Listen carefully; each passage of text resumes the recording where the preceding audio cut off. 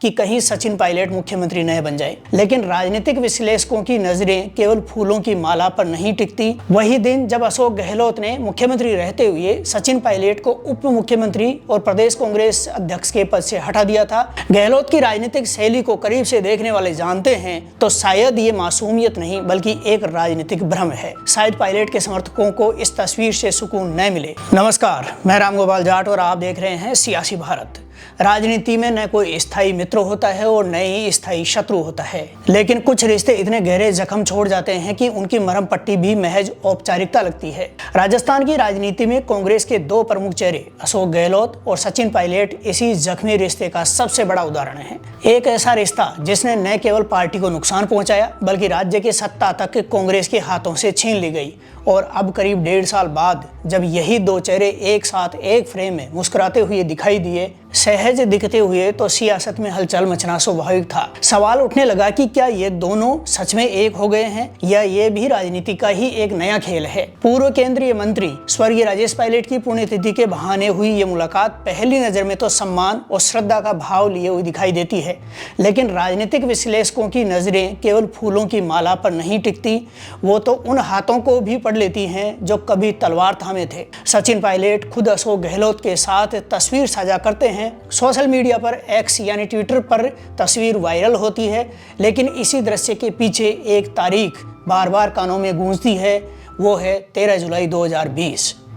वही दिन जब अशोक गहलोत ने मुख्यमंत्री रहते हुए सचिन पायलट को उप मुख्यमंत्री और प्रदेश कांग्रेस अध्यक्ष के पद से हटा दिया था। और सिर्फ हटाया ही नहीं बल्कि उन पर सार्वजनिक रूप से आरोप लगाते हुए नाकारा, निकम्मा और गद्दार तक कह डाला। ऐसा तीखा हमला जो किसी विपक्षी नेता से नहीं बल्कि खुद उनकी ही पार्टी के मुख्यमंत्री से आया, ये बात तब की चौंकाने वाली थी। और आज जब पायलट उन्हीं गहलोत के घर जाकर उन्हें व्यक्तिगत रूप से एक कार्यक्रम में आमंत्रित करते हैं तो ये सवाल पूछना लाजमी है, क्या ये मुलाकात दिल से है या राजनीति की एक नई रणनीति है। कहा जा रहा है कि सचिन पायलट अब 2028 की रणनीति पर काम कर रहे हैं।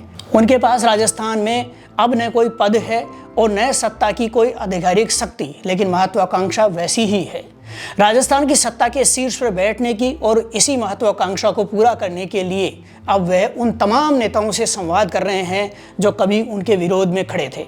कुछ को तो उन्होंने ही नाकारा कहा था, जबकि कुछ ने उन्हें गिराने की साजिशें रची थी। लेकिन पायलट अब उस मोड़ पर हैं जहां उन्हें हर हाथ थामना पड़ रहा है जो उनकी आगे की राह आसान कर सकता है। पर क्या अशोक गहलोत उन हाथों में से एक हैं? गहलोत की राजनीतिक शैली को करीब से देखने वाले जानते हैं कि वे कभी भी अपने दुश्मन को माफ़ नहीं करते हैं, चाहे वो परशुराम मदेरणा हो, उनके बेटे महिपाल मदेरणा, शीशराम ओड़ा जैसे दिग्गज हों, या अस्पताल में जिंदगी और मौत से जूझ रहे रामेश्वर डूडी। सबके साथ अशोक गहलोत ने एक ही सियासी रुख अपनाया, जो सामने आया उसे रास्ते से हटा दो। महेश जोशी जैसे कभी उनके करीबी भी इसी कुशल साजिशकारी राजनीति का शिकार हो चुके हैं। सचिन पायलट भी इन्हीं कड़ियों में से एक नाम है। जब सितंबर 2022 में कांग्रेस नेतृत्व ने अशोक गहलोत को राष्ट्रीय अध्यक्ष बनाए जाने की तैयारी की तो उन्होंने वह पद इस डर से ठुकरा दिया कि कहीं सचिन पायलट मुख्यमंत्री न बन जाए। सोचिए, ये वही नेता है जो सोनिया गांधी और पार्टी हाईकमान के निर्देशों को भी दरकिनार कर सकता है, लेकिन पायलट को सत्ता में आते नहीं देख सकता।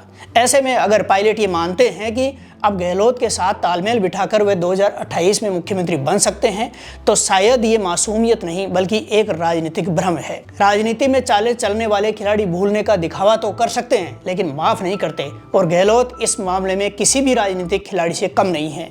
वे अपनी पार्टी में भी किसी को इतना नहीं बढ़ने देते कि उनके बराबर खड़ा हो सके। ऐसे में अगर आज सचिन पायलट गहलोत से मेलजोल बढ़ा रहे हैं तो ये सिर्फ एक रणनीति हो सकती है, लेकिन ये रणनीति कांग्रेस के उन कार्यकर्ताओं पर क्या असर डालेगी जो पिछले 4 साल से पायलट को एक बदलाव के प्रतीक के रूप में देख रहे हैं। क्या ये कार्यकर्ता अब भ्रमित होंगे? क्या उन्हें ये लगेगा कि उनका नेता राजनीति की उसी चादर में लिपट चुका है जिससे वह खुद को अलग दिखाने की कोशिशें करता रहा है? याद कीजिए, मई 2022 में पायलट ने अजमेर से जयपुर तक 125 किलोमीटर लंबी पदयात्रा निकाली थी। तब उन्होंने स्पष्ट रूप से कहा था, न झुकेंगे, न रुकेंगे, न माफ करेंगे। लेकिन अब जब वे गहलोत के साथ फोटो खिंचवाते हैं और उनके घर जाकर उन्हें व्यक्तिगत रूप से आमंत्रण देते हैं तो उनके वही शब्द सवालों के घेरे में आ जाते हैं। दरअसल पिछले 7-8 सालों में पायलट ने गहलोत से बहुत कुछ सीखा है, सत्ता की राजनीति, संगठन पर पकड़, मीडिया मैनेजमेंट भी। लेकिन शायद वो गहलोत का वो अमर संवाद भूल जाते हैं जो उन्होंने कई बार दोहराया है, राजनीति में जो होता है वह दिखता नहीं है और जो दिखता है वो होता नहीं है। पायलट की मौजूदा स्थिति को देखें तो ये साफ है कि उन्हें आगे बढ़ने के लिए गहलोत जैसे पुराने दुश्मनों से भी संवाद बनाना होगा। लेकिन सवाल ये है कि क्या ये संवाद सिर्फ सतही है या इसमें कोई गहराई भी है? क्या गहलोत वाकई पायलट को अब स्वीकार कर चुके हैं या फिर ये मुलाकात भी उसी राजनीति का हिस्सा है जिसमें हर मुस्कान के पीछे एक साजिश छुपी होती है? राजस्थान में कांग्रेस एक बार फिर से सत्ता वापसी की कोशिशें कर रही है। पार्टी नेतृत्व अब भी भ्रम की स्थिति में है, पायलट को आगे करें या गहलोत को ही मौका दें। ऐसे में ये तस्वीर जिसमें दोनों नेता साथ दिखाई दे रहे हैं, ये गहरा राजनीतिक संकेत भी हो सकता है या सिर्फ क्षणिक मेल भी हो सकता है। इस मुलाकात का एक असर ये भी हो सकता है कि कांग्रेस कार्यकर्ता भ्रमित हो जाएं, खासकर युवा कार्यकर्ता जो पायलट को उम्मीद की किरण से देख रहे हैं। उन्हें अब समझ नहीं आ रहा है कि पायलट वही है जिन्होंने कभी कहा था मेरी लड़ाई किसी पद के लिए नहीं बल्कि सिद्धांतों के लिए है। अब वही सिद्धांत झुकते दिखाई दे रहे हैं। राजनीतिक परिपक्वता और व्यक्तिगत महत्वाकांक्षा के बीच संतुलन बनाना आसान नहीं होता है और सचिन पायलट इस मुश्किल संतुलन को साधने की कोशिश कर रहे हैं। लेकिन ये उतना ही सच है, जब तक पायलट गहलोत के साए से बाहर नहीं निकलेंगे तब तक मुख्यमंत्री बनने का सपना एक अफवाह से ज्यादा नहीं बन सकता। ये मुलाकात एक औपचारिकता है या सुलह की शुरुआत, ये तो आने वाला वक्त ही बताएगा। लेकिन आज की तस्वीर में जो मुस्कान दिखती है वह किसी भी राजनीतिक गारंटी की गवाही नहीं देती। पायलट के लिए अब सबसे बड़ी चुनौती यही है वे खुद को गहलोत की परछाई से कैसे अलग कर पाते हैं। वैसे कांग्रेस के ईमानदार कार्यकर्ताओं के लिए ये तस्वीर तपती लू में बरसी बारिश की तरह हो सकती है। जिनको लगता है कि पार्टी में संवाद खत्म हो गया है, उनके लिए ये दृश्य एक उम्मीद भी हो सकती है। लेकिन ये उम्मीद किसके लिए है, पायलट के लिए या गहलोत के लिए? शायद पायलट के समर्थकों को इस तस्वीर से सुकून न मिले, लेकिन गहलोत के समर्थकों को जरूर संतोष होगा, क्योंकि राजनीति में जो दिखाई देता है उसमें कभी कभी सबसे ज्यादा धोखा छुपा होता है।